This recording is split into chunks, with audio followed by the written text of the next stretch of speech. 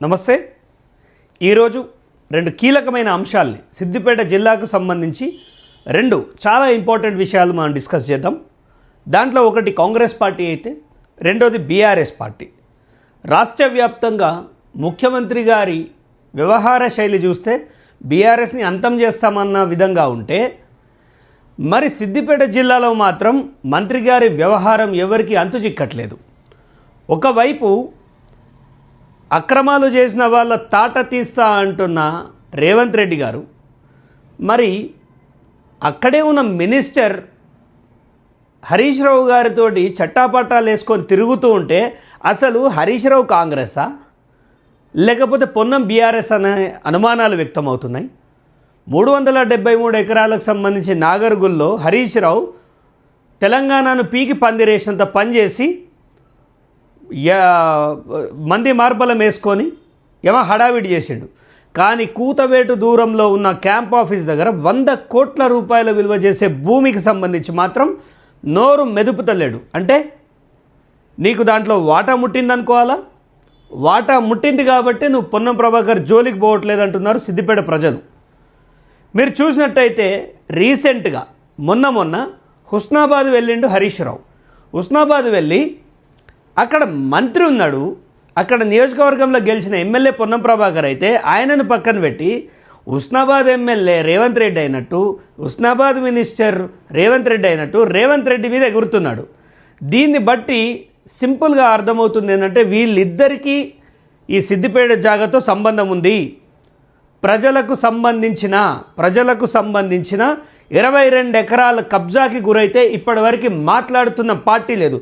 అంటే బీజేపీ గురించి మనం ప్రత్యేకంగా మాట్లాడొద్దు. సిద్దిపేట బీజేపీ అసలు బీజేపీయే కాదు.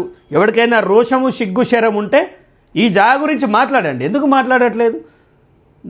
ఆ వార్డులో మీరు ఇప్పుడు మాట్లాడలేని వాళ్ళు రేపు కౌన్సిలర్లుగా గెలిచి ఏం పీకేది ఉందని నేను అడుగుతున్నాను. అండ్ దీనికి సంబంధించి పొన్నం ప్రభాకర్ విషయంలో మా ఎమ్మెల్యే హరీష్ రావు గుడ్డోడు, మూగోడు, కుంటోడు అన్నీ అయిండు. నాట్ వాట్, ఆయన మెంటల్లీ ఫిజికల్లీ అన్ఫిట్ క్యాండిడేట్ అయిపోయాడు. కానీ నేను కాలేదు. ఒక కంటెస్టెడ్ ఎమ్మెల్యే క్యాండిడేట్గా ఉన్న నేను ఆ అంశాన్ని బయటికి తీసుకొచ్చిన, రాష్ట్ర ప్రజల ముందడబెట్టిన. ఈరోజు దీనికి సంబంధించిన డాక్యుమెంట్స్ మొత్తం సేకరించాము కోర్టు పరంగా. ఇక్కడ ఏమేమి ఉన్నాయి, అసలు ఈ జాగా ఏంది, దీని లొల్లి ఏంది అంటే పొన్నం ప్రభాకర్ అండ్ టీం దాదాపుగా 100 కోట్ల రూపాయల జాగా కొట్టేశారు. నేను ఇదంతా రాత్రి స్టడీ చేస్తే వీళ్ళ దొంగతనం మొత్తం బయటపడ్డది. ఇక్కడ సింపుల్గా చెప్పాలంటే శ్రీ బాలాజీ రియల్ ఎస్టేట్ అనే కంపెనీ ఒక షెల్ కంపెనీ. అలాంటి పుట్టగొడుగుల్లాగా పొన్నం ప్రభాకర్ చాలా పెట్టిండనే అనుమానాలు ఉన్నాయి. వీళ్ళపైన ఏసీబీకి రాస్తాం, సరే ఇలా మేము డిఓపిటీకి రాస్తే నువ్వు మేనేజ్ చేయొచ్చు, ఏసీబీకి రాస్తే మేనేజ్ చేయొచ్చు, కానీ ప్రజల్ని మేనేజ్ చేయలేవు పొన్నం ప్రభాకర్. నీ ఆస్తుల చిట్టా మొత్తం తీస్తున్నాం. అండ్ ముఖ్యంగా నేను నమ్మి ఓట్లేసిన హుస్నాబాద్ ప్రజల నోట్లో మట్టి కొట్టినవు నువ్వు. ఒకవైపు గౌడ సోదరులు చెట్ల మీదకి వెళ్ళబడి చచ్చిపోతుంటే ఎక్స్గ్రేషియా గురించి మాట్లాడాల్సిన నువ్వు నగర సుందరీకరణ, చెరువు సుందరీకరణ అని ఒక లవ్ గుర్తులో గ్లాస్ బ్రిడ్జ్ తయారు చేస్తున్నావు. ఎవడి కడుపు నింపుతుంది అది? సో ఇలాంటి వ్యవహార శైలి చేసే నీకు మంత్రిగా కాదు ఎమ్మెల్యేగా కూడా ఉండే అర్హత లేదు. త్వరలో నీ మంత్రి పదవి పోతుంది అనేది ఎంత నిజమో, నువ్వు మాజీ ఎమ్మెల్యే కాబోతున్నావు అనేది కూడా అంతే నిజం. నువ్వు చేసిన దుర్మార్గాలు ఒక్కొక్కటిగా బహుశా 10 సంవత్సరాల్లో బీఆర్ఎస్ ఎంత అవినీతి చేసిందో నాకు తెలియదు, కానీ కేవలం 2.5 ఏళ్లలో వాళ్ళని మించిపోయినావు నువ్వు. అయితే చాలామంది మన గౌడ సమాజం బిడ్డ, మన బీసీ బిడ్డ, నీకు పొంగులేటి సీన్ కనిపిస్తలేడా, రేవంత్ రెడ్డి కనిపిస్తలేడా, జూపల్లి కృష్ణారావు కనిపిస్తలేడా, చక్రధర్ అంటే వాళ్ళు ఎవరు నా కాన్స్టిట్యున్సీ కాదు, నా జిల్లా మంత్రులు కూడా కాదు. నా కాన్స్టిట్యున్సీలో 100 ఎకరాల భూమి కొట్టేసినప్పుడు ఏదో పేపర్ కట్టింగ్ కోసము షోలు వేసే నాయకుడిని కాదు నేను. దీనిపైన తేడా తెల్లం కావాలి. కేటీఆర్ గారు కేవలం ఒక F1 రేస్, ఫార్ములా 1 రేస్ సంథింగ్లో ఒక 50 కోట్ల రూపాయలు గోల్మాల్ చేసిండు. అంటే ఇల్లున్న డబ్బు తీసుకుపోయి అల్లవెడితేనే ఆయన మీద ప్రాసిక్యూట్ చేస్తా అంటున్న ప్రభుత్వానికి మరి 100 కోట్ల రూపాయల భూమి కబ్జాలో సొంత కొడుకున్నాడు, సొంత అన్న కొడుకున్నాడు, ఈయనను ఎందుకు ప్రాసిక్యూట్ చేస్తలేరు? లోకల్లో ఉన్న ఛానల్స్ ఏం చేస్తున్నాయి, లోకల్ మీడియా ఏం చేస్తుంది? పిసిసి గారి గురించి మాట్లాడుతున్న బిగ్ టీవీ ఇవాళ ఏడవన్నది. అంటే 100 కోట్ల రూపాయల భూములు ఎవడు పడితే వాడు తినేస్తే ఊరుకోవడానికి మేము పిచ్చోళ్ళం కాదు. సిద్దిపేటలో దీనిపై బలంగా కొట్లాడుతాం. దాదాపుగా ఒక 50 మందిని నేను జమ చేసిన. ఈ 50 మందితోటి ఢిల్లీ వేదికగా ఏ రోజు పోవాలో మేము నిర్ణయం తీసుకున్నాం. ఇంకా కూడా సమయం ఇస్తున్నాం. పొన్నం ప్రభాకర్, మీ యొక్క వైఖరి మార్చండి. ఈ భూమి నీ అంతానికే ఉన్నట్టున్నది. నీ పదవి బాగా ఇబ్బంది అవుతుంది. గతంలో పాపం బండి సంజయ్ గారు వాళ్ళ కొడుకు విషయంలో ఆయన చేయకున్నా కానీ ఆయన ఎంత ఇబ్బంది పడ్డాడో, కానీ ఇక్కడ నీ డైరెక్ట్ ఇన్వాల్వ్మెంట్ ఉంది. రేపు నీకు పొలిటికల్ ఫ్యూచర్ ఉండదు. నువ్వు ఈ మంత్రి పదవి పోయిన తర్వాత నిన్ను ఇంకా టైట్ చేసి పారేస్తాం. నిన్ను గెలవనిచ్చే పరిస్థితి లేదు. అండ్ నీ ప్రవర్తన ఇలాగే ఉంటే ఉస్నాబాద్లో చక్రధర్ గౌడ్ నీకు అడ్డంగా నిలబడాల్సి వస్తుంది.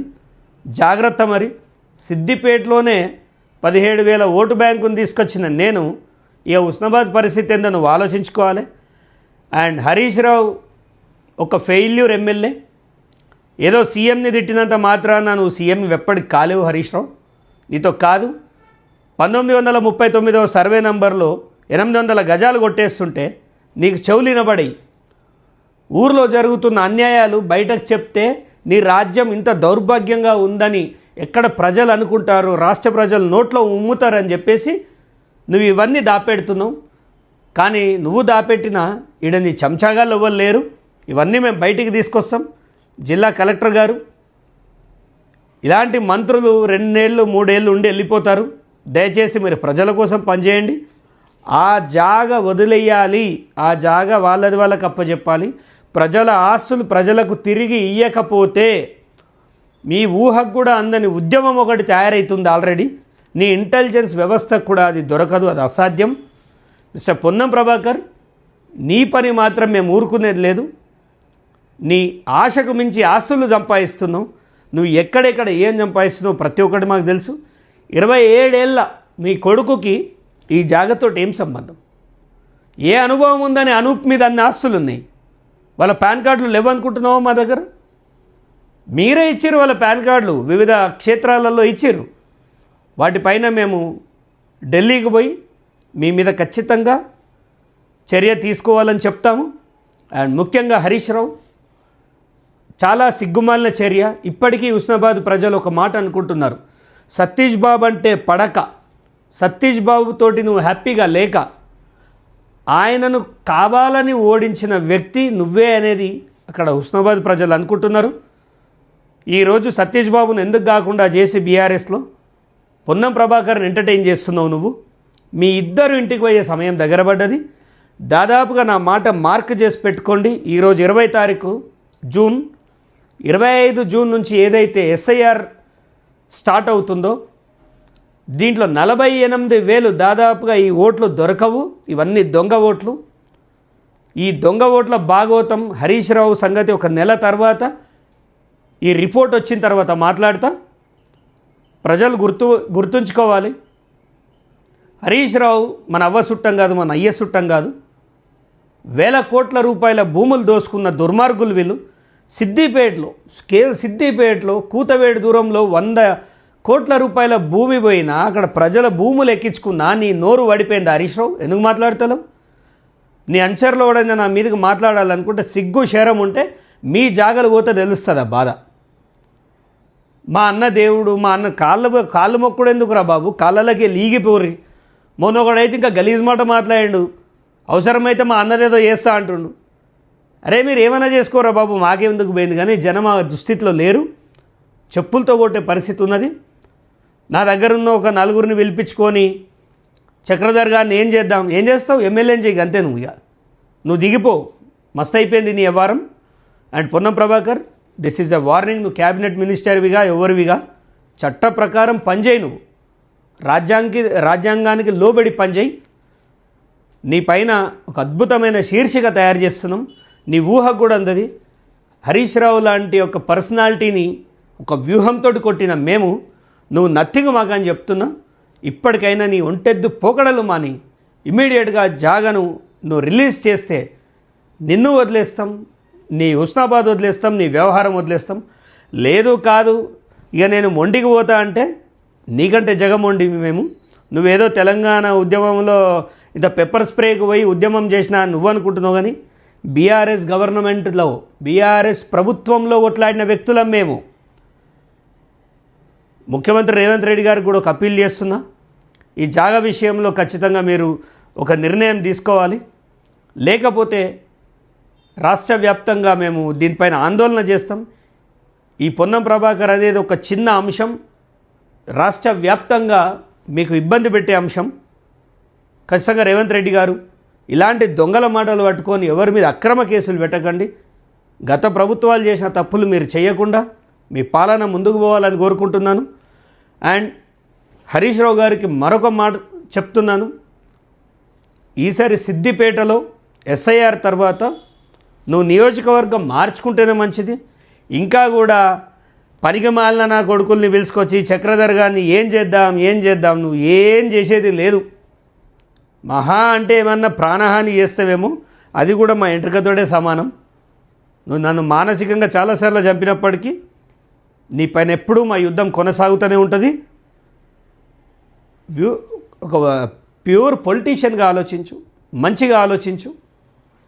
అండ్ హుస్నాబాద్కి సంబంధించి మాత్రం పొన్నం ప్రభాకర్ పైన ఇక మీద వీడియోలు చాలా తక్కువ ఉంటాయి, యాక్షన్ ఎక్కువ ఉంటుంది. ఒక 50 మందితోటి ఢిల్లీ పర్యటనకు అన్నీ సిద్ధం చేసుకుందాం.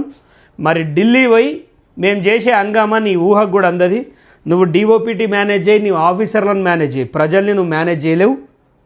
నీ ఆస్తి అప్పుడెంత, అఫిడవిట్లా ఇప్పుడెంత, నీ అనూప్ ఆస్తి ఎంత ఇప్పుడెంత, 27 ఏళ్ళ నీ కొడుకు ఆస్తి ఎంత ఇప్పుడెంత, ప్రతి అంశాన్ని బయట తీస్తాం. ఛత్తీస్గఢ్లో నువ్వు పోయి ఏ సోలార్ ప్లాంట్ పెడుతున్నావో అది తీస్తాం, నీ పౌల్ట్రీ తీస్తాం, నీ A to Z వ్యవహారాలు తీస్తాం. ఆల్రెడీ నీ పైన భారీగా పనిచేస్తున్నాం. చాలామందికి మళ్ళీ చెప్తున్నా, సిద్దిపేట జిల్లాకు సంబంధించి నా పోరాటం ఉంటుంది. రాష్ట్ర వ్యాప్తంగా మీరు గాడిదలు కాస్తున్నారా? పొంగులేటి సీను లొల్లి పెడితే ఆడ కూడా నేనే ఎందుకు మాట్లాడాలి? పొంగులేటి సీను వాళ్ళ నియోజకవర్గం మాట్లాడుకుంటుంది, ఆ జిల్లా పోరాట యోధులు మాట్లాడుకుంటారు. నాది సిద్దిపేట జిల్లా, సిద్దిపేట సంబంధించి అద్భుతంగా పనిచేస్తా. సిద్దిపేట జిల్లాలో ఎవడు భూ ఆక్రమణలకు పాల్పడ్డా అక్కడ పీడీ యాక్ట్లు పెట్టాలి. అక్కడ ఎవడెవడైతే భూమి దోపిడీ చేస్తుండో వాళ్ళ మీద పీడీ యాక్ట్లు పెట్టాలి. ముఖ్యంగా ఈ మహిళా ఆఫీసర్లు అనగానే కింద సిబ్బంది చాలా వాళ్ళను పట్టించుకోకుండా పనిచేస్తున్నారు. అక్కడ ఒక డైనమిక్ ఆఫీసర్లను వేయాలి. డైనమిక్ ఆఫీసర్లు అంటే కొంతమంది పొలిటీషియన్లు పిలిపించుకుంటారు, ఆ డైనమిక్ కాదు. అద్భుతంగా విజయ్ కుమార్ లాంటి అద్భుతమైన ఆఫీసర్లను వేయాలని కోరుకుంటున్నాను. Thank you.